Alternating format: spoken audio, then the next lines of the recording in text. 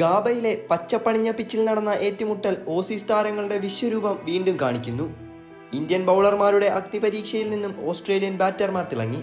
Travis head Indian bowling നിരയെ തകർത്തുകൊണ്ട് 160 പന്തുകളിൽ 152 runs അടിച്ചുകൂട്ടി. അതേസമയം സ്റ്റീവ് സ്മിത്ത് എന്ന പരിചയസമ്പന്നൻ 190 പന്തുകളിൽ 101 റൺസ് നേടി ഇന്ത്യൻ ബൗളർമാരെ പ്രതിരോധത്തിലാക്കി. ഓപ്പണർമാരായ ഉസ്മാൻ ഖവാജ, നാഥൻ മാക്സ്വീനി, മാർണസ് ലബുഷെയ്ൻ, മിച്ചൽ മാർഷ് എന്നിവരും തങ്ങളുടെ സംഭാവന നൽകിയാണ് മടങ്ങിയത്.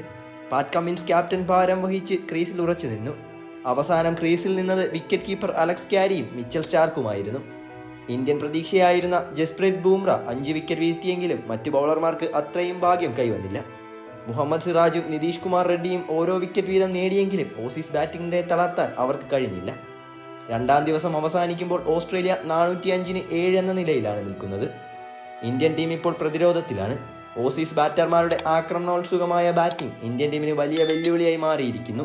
ഗാബയിലെ പച്ചപ്പണിഞ്ഞ പിച്ചിൽ നടന്ന ഈ ഏറ്റുമുട്ടൽ ക്രിക്കറ്റ് ആരാധകർക്ക് മറക്കാനാവാത്തൊരു അനുഭവമായിരിക്കും.